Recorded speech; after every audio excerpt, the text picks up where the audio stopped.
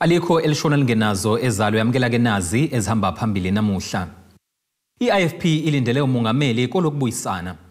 Ahlomle ngezindlu awumkhonto wesizwe, kanti wenhlala kahle ukhala ngokuphuca izimoto. Izindaba ze-1KZNTVNEWS fundelo siyabonga wakaduma nina bezulu elidume esandlwane siyakhuleka. Umongameli weqembu le-I-Ifp uvele enkosini Hlabisa uthi sebelindele impendulo kamongameli uCyril Uramaphosa malungana nezingxoxo neqembu le-ANC ukuzama ukudala ukuthula njengoba ke bengazimisele ukukhulumisana nobuholi baleli qembu esigabeni sesifundazwe iKwaZulu-Natal. Lokhu kuvele esithangamini nabezindaba eThekwini lapho ke leli qembu liphawule okokuqala ngesigameko esibonakale kwaceza ngesikhathi ke kuqhubeka umcimbi wokukhumbula ke isilo uDinuzulu kaCetshwayo. Liphawule okokuqala iqembu le-I-Ifp ngesigameko ezimbili ezenzeke kwaceza ngesikhathi kuqhubeka umcimbi wokukhumbula isilo uDinuzulu kaCetshwayo. Umengameli waleli qembu uthi ke isilo kuphela esinelungelo lokukhalima undunankulu waso uma ke ephambuka. Isilo sinelungelo negunya elipheleleyo ukusiqokela ukuthi ubani undunankulu waso. Akekho onelungelo lokubeka imdiyo ukuthi undunankulu wesilo akakwazi ukusho lokho, kufuneka mayikhuluma agcine la. Uma undunankulu kaZulu kukhona lapha aphume khona emgqeni, isilo esinegunya elifanele ukuba kube yisona esimsolayo ngokufaka udaba olungafanele enkundleni engafanele. Sekungumlando ukuthi ke ngesikhathi kuqhubeka lo mcimbi lo ongusihlalo we-ANC esifundazweni kwaZulu-Natal uSiboniso Duma wasukuma waphuca undunankulu kaZulu umbhobho emsola ke ngokupolitika. Lesi senzo sihlukanise phakathi isifundazwe. Uhlabisa uvezeke ukuthi kamubukhono yedwa owazi okwakuzoshiwo undunankulu kaZulu. Lo mcimbi waphetha ngokuthi ke kube nababegqoke umfaniswano weqembu le-ANC abahlaselwa balimala. Uthi ke kwaba ichilo ukulinyazwa kwabantu futhi abenzi bobubi kumele bajeze kanzima, kepha kungubungozi ukusola iqembu le-I-Ifp. Uma kungathiwa nanka amalunga enu sizokuthatha siku-own sidile ngawo futhi sifisa ukuthi ingalo yomthetho ayenze okufanele ukuba baboshwe ngoba akekho umuntu onelungelo lokushaya omunye umuntu. Kodwa awukwazi ukudonsa igama le-I-Ifp ulidonsele odlameni bese ungakulethi ubufakazi ukuthi ushongani ukuthi i-I-Ifp. Ngemumva kwalezi igameko iqembu le-ANC kanye ke nondunankulu wesifundazwe babamba isithangami ngokwahlukana lapho ke babedalula ukuthi ke beseka uDuma ngakwenzile, kanti ke kuphinde kwabonakala namabutho nawo ebamba ke isithangami nabezindaba. Uhlabisa uthi ke babhalela umengameli wakuleli ukuba ke babe nomhlangano ukuzama ukuxazulula lolu daba. Sokwala ke sesikwenzile njenge-I-Ifp emiveni kokuba umfowethu uMtolo engibhalelile ecela ukuba ngingenelele njengomengameli ka-I-Ifp, ngibese ngibhala nginxusa umengameli ka-ANC ngoba sobabili sasikhona kwaceza. Ngase nginxusa ukuba lolu daba lolu asiliphuthume ngokuba sisungule ithimba elizobe nabaholi baka-I-Ifp kuzwelonke nabaka-ANC bese sizolekelela abaholi be-ANC ne-I-Ifp kwaZulu-Natal ukuba lolu daba lolu siliqoqe lungaze lusaphake ngoba asiludingi udlame. Kunxuswe abaholi bezepolitiki ukuba ke bagweme izinkulumo abazenza emphakathini. Ezindabeni ze-1KZNTV kube kuntombi khona mvubu ngesethekwini.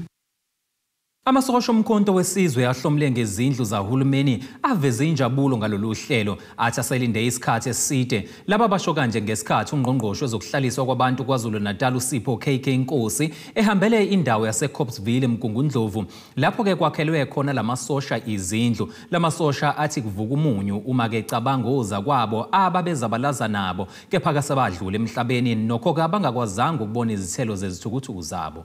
Amasosha omkhonto wesizwe ahlomule ngezindlu zikahulumeni athi ibenzima impilo ngaphambilini njengoba sebelinde isikhathi eside ukufezekisa kwezithembiso zabo. basho kanje ngesikhathi bengena ezindlini zabo ezintsha eCopsville eMgungundlovu. Bona bekungemnandi ngesimo sokunganakekeleki emfunweni zethu. Kodwa ke mhlambe sekungconywana manje kuyabonakala la kiwa khona.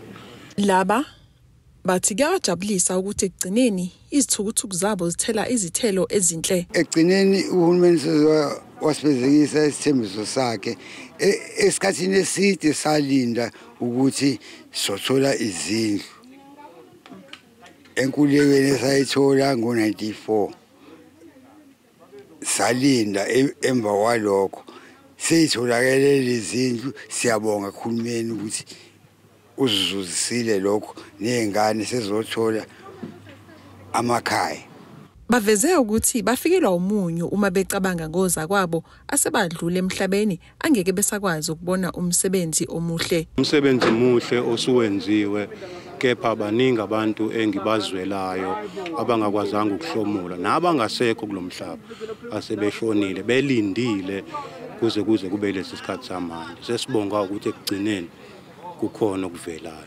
Kanti bathi impilo isizoba ngcono njengamanje. Impilo izoba nomngcono kunalokhu ekade sihambe siqasha khona. Sidinga kanye imali zokuthi sikwazi ukuphila siba abantu njengabantu basemzansi abalwela lona lelizwe ukuthi libe nenkululeko. Ezindabeni ze1KZNTV ku-Ayanda Dube seCopsville eMgungundlovu.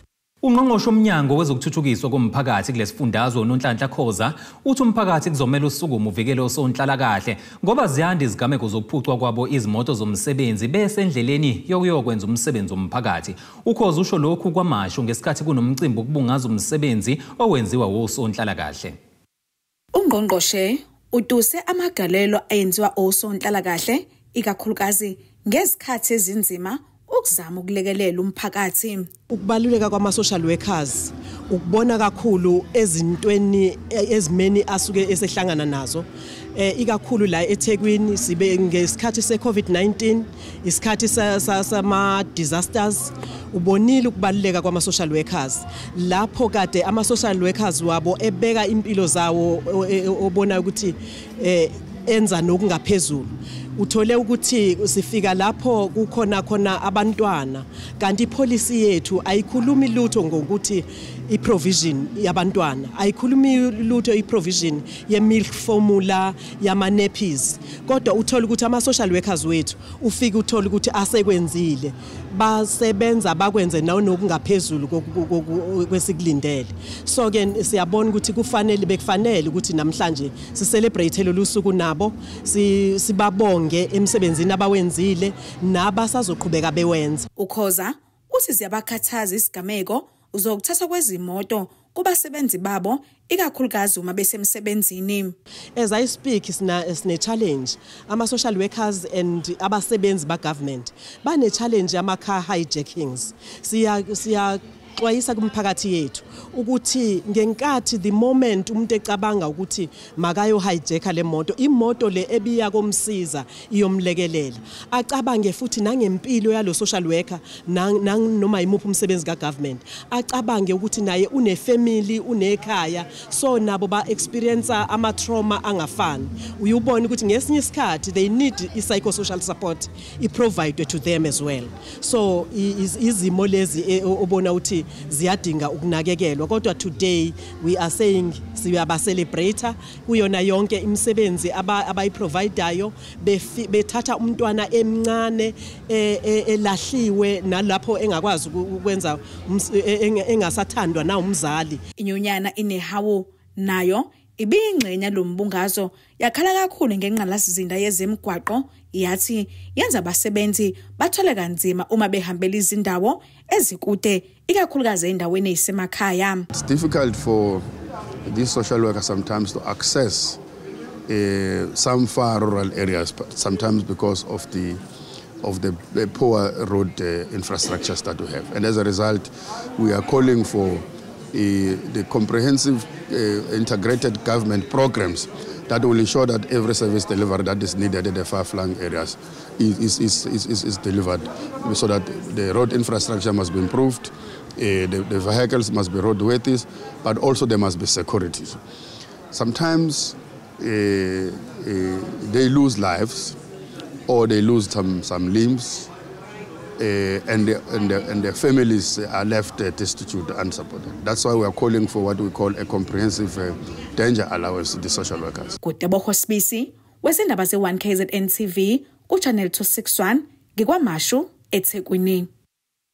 Loyo kaqele esomndunankulu kwisifundazwe KwaZulu-Natal uChris Papaz weqembu leDA nophinde abimeya kumasipala umngeni uthi ukwesela amanzi kumphakathi ongaphansi kwesifunduku kufana nokuthi ke kuxhashazwa amalungelo abantu. Ukusho lokhu ngesikhathi ehambele lesifunda ngosuku lwamalungelo abantu uyoveza izinhlelo iqembu leDA elinazo zokuhlinzeka ngamanzi kulesifunda.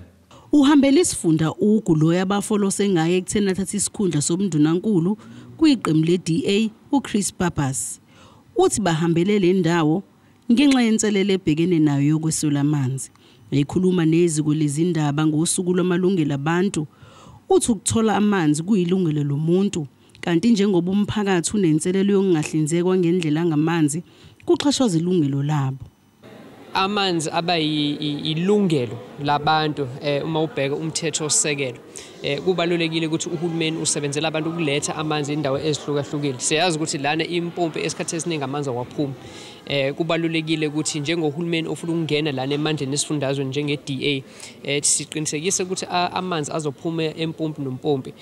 Sengihamba isifundazwe yonke ngibheke isimo esinje noma usejozini noma useThekwini noma ula ogwini amanzi awaphuma empompini. So sithi njenge-DA sinezinhlelo zokulungisa lesi simo. Ubeke segxeka nohlelo lwamaloli athutha amanzi. Qala ke sifuna ukwakha i-agency noma umnyango obizwa nge-Provincial Infrastructure Agency. Lapho ke sizokwazi ukuhlanganisa imali zonke lezi ezibhekena nesimo samanzi uqinisekisa ukuthi siyakwazi ukunakekela ingqalazinda ziphelele. Okwamanje uthola ukuthi umasipala, udistrict, local, province, national imali ibekwa kancane bese ke egcineni imali ingafiki ebantwini ukudeliver ingqalasizinda. So ifuna ukuhlanganisa wonke ama resources uqinisekisa ukuthi siyakwazi ukunakekela ingqalasizinda ziphelele. Okunye ke sifuna ukukwenza ukuthi siyazi ukuthi lo hulumeni ophethe badla imali eningi ngalento yama-waterkan, ama-water tanker ahlezi deliver amanzi endaweni. Noma akhona amapayipi endaweni ezihlukile amanzi afika nama-waterkan. So sifuna ukuvala lento ye-corruption ikakhulukazi le ethinta ama-waterkan ngoba siyazi ukuthi abantu baphila ngakho lokho bagcwele isimaphakethe abo. Uthi abakwazi ukugubha usuku lwamalungelo abantu uma kusanemphakathi ehamba ibanga elide ukuyokha amanzi emfuleni. Asikwazi ukugubha, asikwazi ukucelebrate, sibesazi ukuthi kunogogo abalinda ama-waterkan ukuthi afike bese ke bazohamba 100-200 meters baphatha izigubhu ezisinda. Singajabuleli ukuthi izingane ziphuza amanzi kuphume emfulweni. Singajabuli ukuthi kunamabhizinisi lana adiliza abantu ngoba amanzi awafiki lapho. So siyajabulela ukuthi sinentando yeningi, siyajabulela ukuthi sinamalungelo kodwa ngeke sijabulela ukuthi abantu ngaphansi kwalohulumeni bayacindezelwa ngokuthi amanzi awafiki, amathuba omsebenzi dilizwa siyazi inkinga ezikhona. Lo mbiko benwethulelo zamando sicele wezindaba ze1KZNTV ngisesayidi. Ake sihlabe ikhefu sihlangabeze masibuye.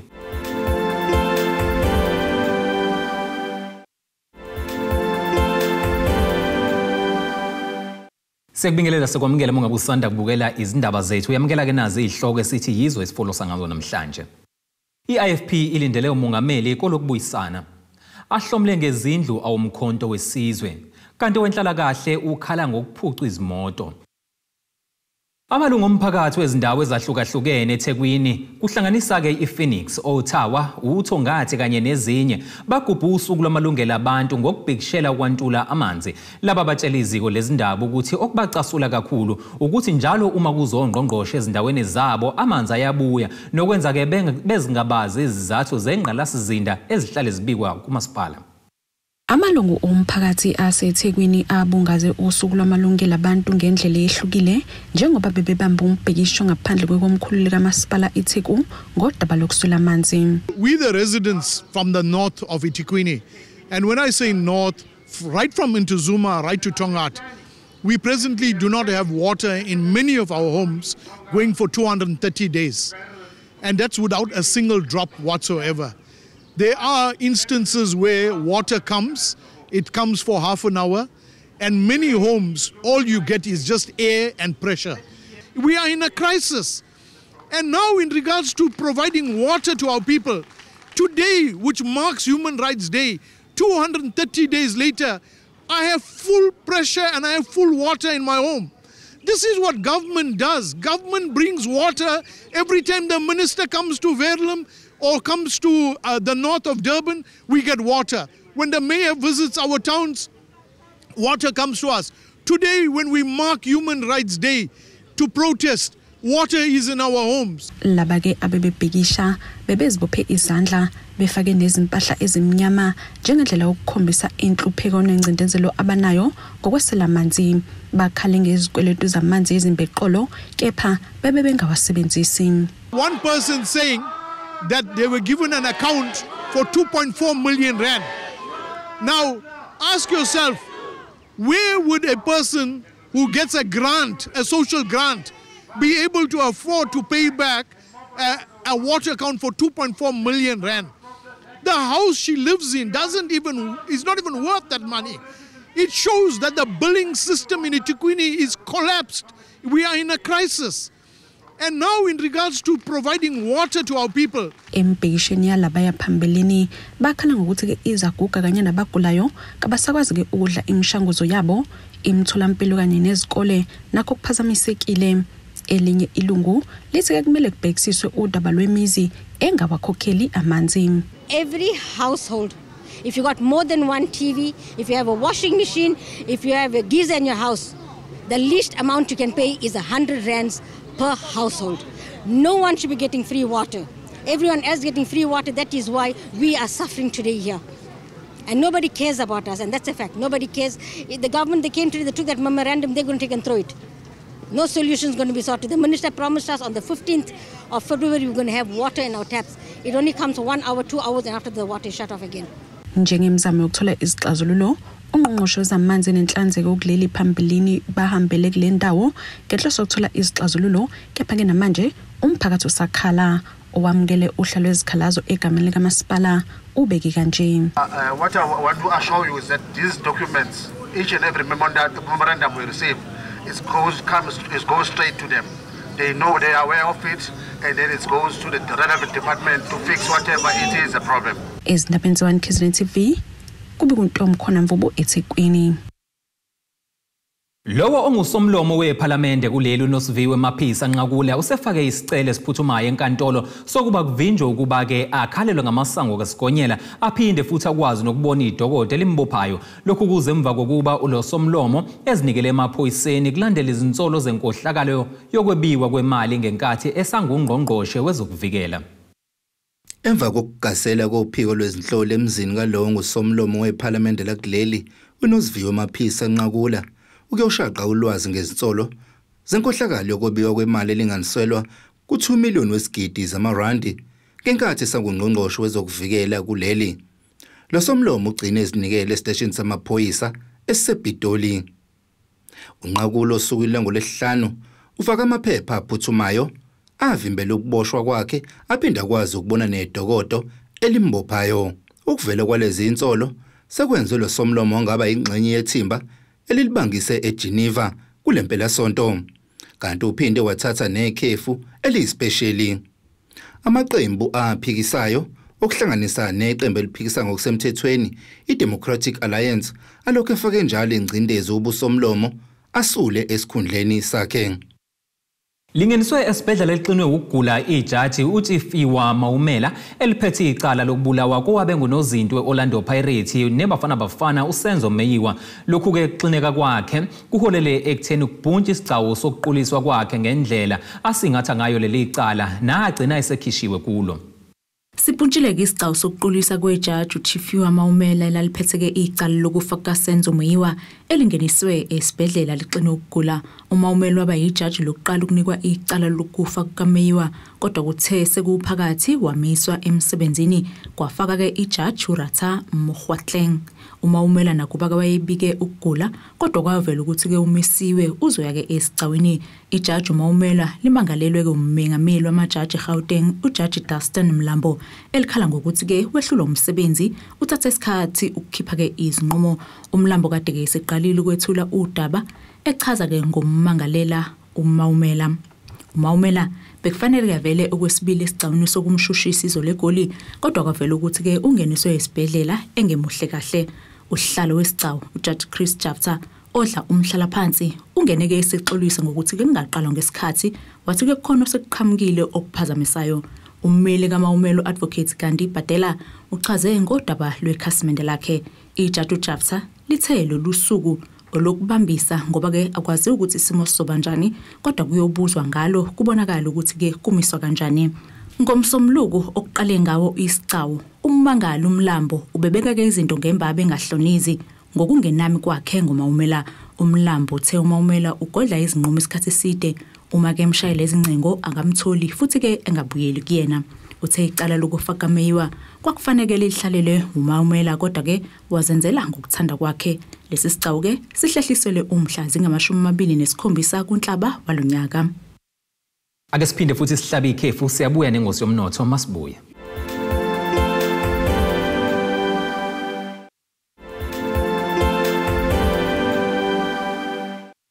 Asiphinde sikubingelele sikwamukele mongabe usanda kubukela izindaba zethu nazi ihloko ezihamba phambili namuhla. I-I-Ifp ilindele umongameli Kwelokubuyisana. Ahlomle ngezindlu awumkhonto wesizwe kanti wenhlala kahle ukhala ngokuphuca izimoto. Kuleli qophelo singena sijule engosini yezomnotho.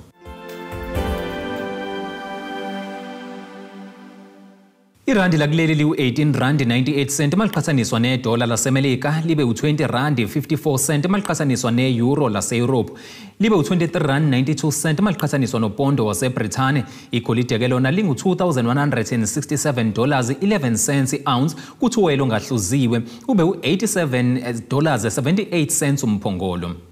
Ake sikubhekele engosini yezemidlalo.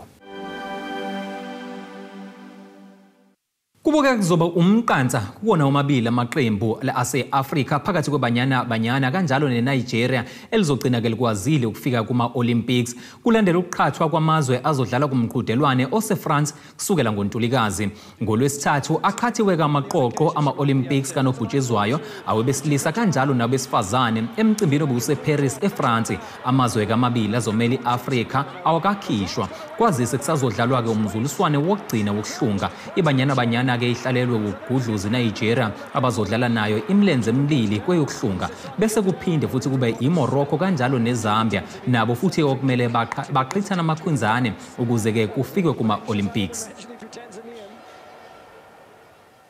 Ake sikubhekele isimo sezulu esingalindeleka.